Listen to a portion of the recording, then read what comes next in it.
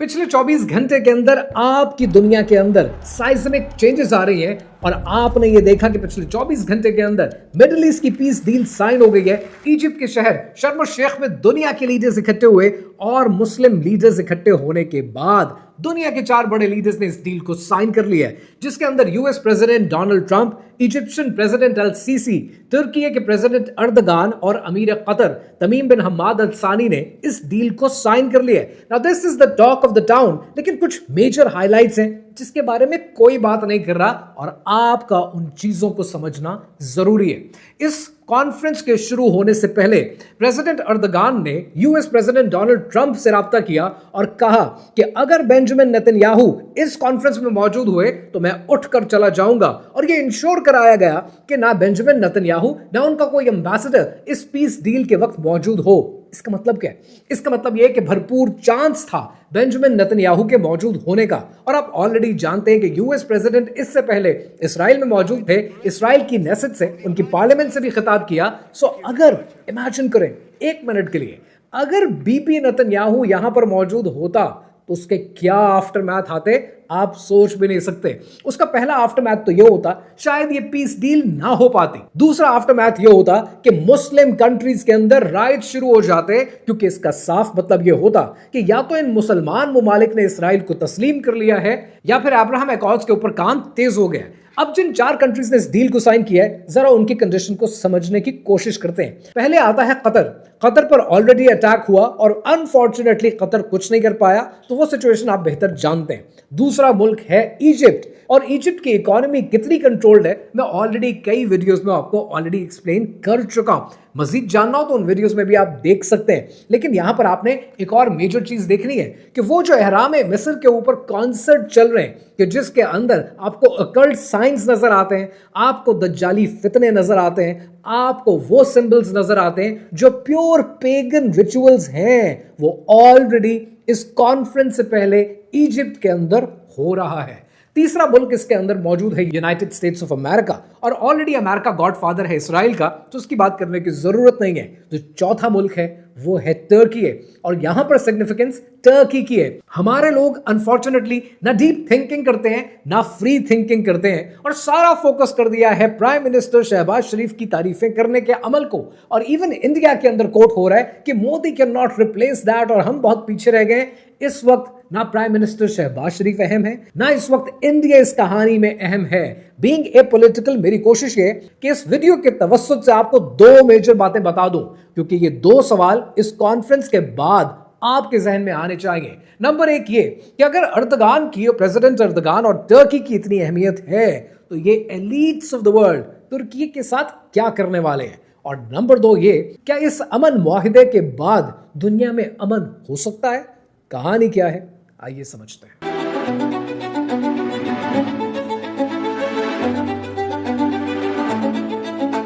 शर्म अल शेख आने से पहले US president Donald Trump Israel की नेसेट से, उनकी पार्लियामेंट से भी खिताब किया, और आपने 2 चीजें देखी जिसको मीडिया ने हाईलाइट तो किया, लेकिन फिर आहिस्ता आहिस्ता मीडिया ने उसको गायब करना शुरू कर दिया।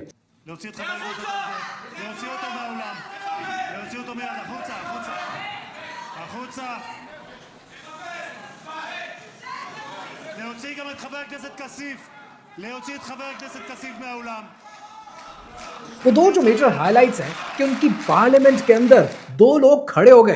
पहला जो इंसान है उसका नाम है एमन ओदे।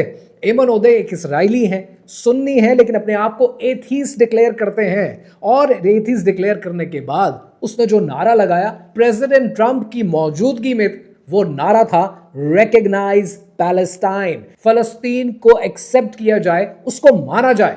और वहीं पर जो दूसरा इंसान था जिसका नाम था ऑफर कैसिफ। ऑफर कैसिफ एक ज्यू है। ज्यू होने के बावजूद उसने अपनी नेसेट में खड़े होकर डोनाल्ड ट्रंप के लिए टेररिस्ट का लफ्ज इस्तेमाल किया।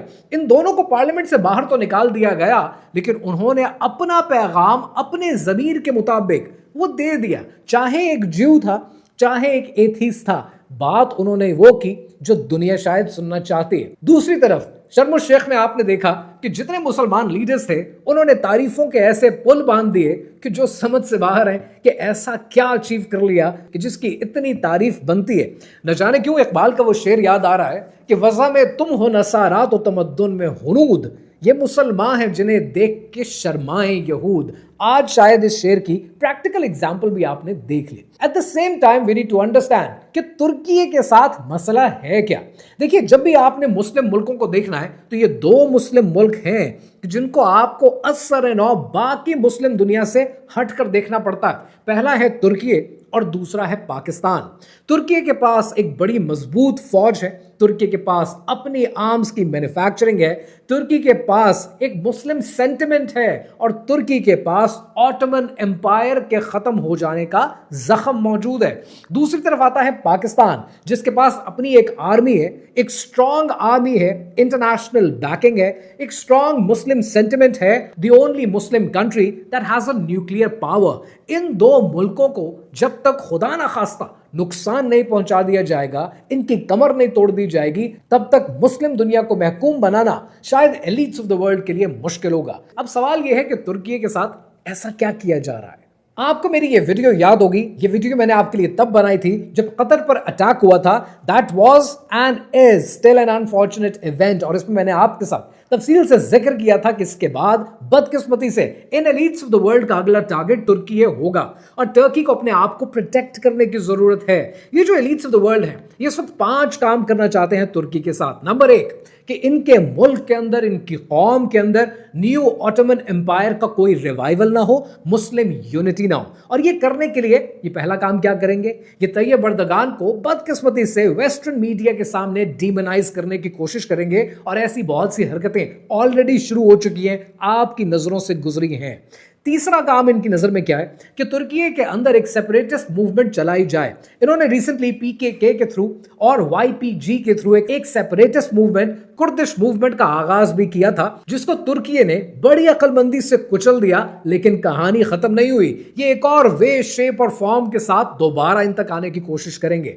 चौथा काम economic collapse and IMF intervention है। और जो पांचवा काम है वो तुर्की को आइसोलेट करने का काम है कि नेटो में रहते रहते तुर्की के लिए टेंशन्स खड़ी हो जाएं और नेटो में मौजूदगी के बावजूद ये इंटरनेशनली आइसोलेट हो जाए।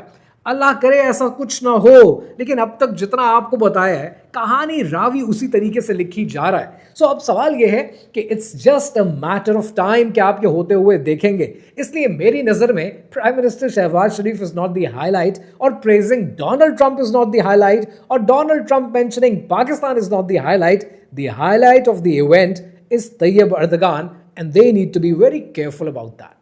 अब बात करते हैं आखिरी और सबसे अहम सवाल की कि क्या इस पीस डील के बाद अमन कायम हो सकता है। अब इस बात को समझने के लिए पहले ये समझें कि हमास ने उन 20 हॉस्टेजेस को रिहा कर दिया है कि जो ऑलरेडी हमास के कैद में थे लेकिन साथ ही साथ जिंदा थे, उनको हैंडओवर कर दिया। और इसराइल ने बदले में 2000 के करीब फलस्तीनी प्रिजनर्स को हैंडओवर कर दिया है। फेज आउट हो रहा है इसराइल गजा से और एड के कॉरिडोर्स को खोल रहा है। And eight the same time Hamas कहता है कि फेज 1 पर तो एग्रीड है लेकिन डिसआर्ममेंट की तरफ रेजिस्ट करता है। क्या आपको पता है कि इसराइल ने कुछ प्रिजनर्स को रिलीज तो किया है लेकिन उनको डिपोर्ट भी कर दिया है, यानी उनको इसराइल में, गजा में, फलस्तीन में रहने का हक भी नहीं दिया। And Hamas is certainly not taking that light. देखिए, दुनिया में जब कहीं अमन कायम करना होगा, आपके और मेरे बीच में झगड़ा होगा, हमें अमन कायम करना होगा, ये तभी मुमकिन है जब आप और मैं हाथ में छुरा लेकर ना आए। इस वक्त इसराइल के हाथ में ये छुरा मौजूद है, रिटेलिएशन का हक मौजूद है। इन 20 पॉइंट्स के अंदर जिस पर एग्रीमेंट हो रहा है उसमें इसराइल की तरफ से रिटेलिएशन आ सकती है। तो आपको क्या लगता है ये सब होने के साथ साथ अमन कायम हो सकेगा जब दोनों फरीक तो मौजूद हैं लेकिन एक फरीक की जो फेक स्टेट है वो अपने हाथ में छुरा पीछे छुपाए बैठा है।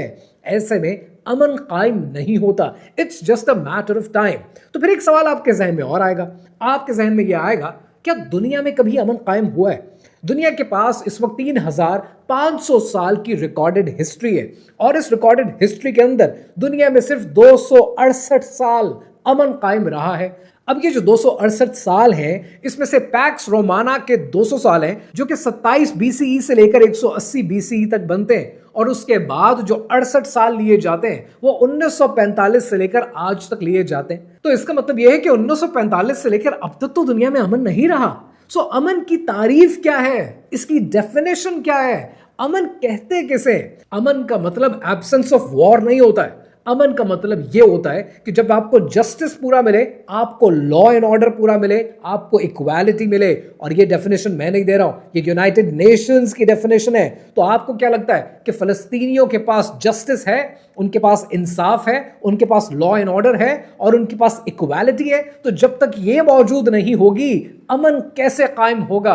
अमेरिकन पॉलिटिकल साइंटिस्ट जॉन मर्शमायर लिखता है, वो कहता है कि जो इंटरनेशनल रिलेशंस हैं, जिसको आप जियोपॉलिटिक्स कहते हैं, ये एनार्किक पावर स्ट्रगल्स हैं कि हर एक को ताकत चाहिए। तो जब तक इंसान की इनेट एबिलिटी ये है कि वो कॉन्फ्लिक्ट की तरफ बढ़ता है, अमन कैसे कायम होगा? अब आपको याद आएंगे वो फरिश्ते जिन्होंने अल्लाह सुब्हानहू व तआला से कहा था कि जमीन पर क्या ऐसे इंसान को आबाद करना चाहता है मालिक कायनात कि जो दुनिया में खूनरेजी करेगा? इंसान इन्नेट तौर पर कोशिश करता है, कॉन्फ्लिक्ट को ढूंढता है। मेरी नजर में यह अमन कायम नहीं हो सकता। अमन दुनिया में तब कायम होगा जब हजरत ईसा अलैहिस्सलाम की हुकूमत होगी। उससे पहले अमन के बारे में सोचना सिर्फ एक मजाक का खेज बात है। अब अमन की तारीफ अगर आप मजीद डिवाइड करना चाहें तो दो सूरतों में कर सकते हैं, एब्सोल्यूट पीस और रिलेटिव पीस। जो मिडिल ईस्ट में इस वक्त किया जा रहा है, आप रिलेटिव पीस हासिल कर सकते हैं, लेकिन अगर आपको एब्सोल्यूट पीस चाहिए तो वो हजरत ईसा अलैहिस्सलाम की हुकूमत आने तक दुनिया में कायम नहीं किया जा सकता। रही बात मिडिल ईस्ट में अमन कायम रहे, मेरी ख्वाहिश होगी, लेकिन मिडिल ईस्ट का ये अमन कितनी जल्दी बेअमनी में बदलेगा, I think it's just a matter of time.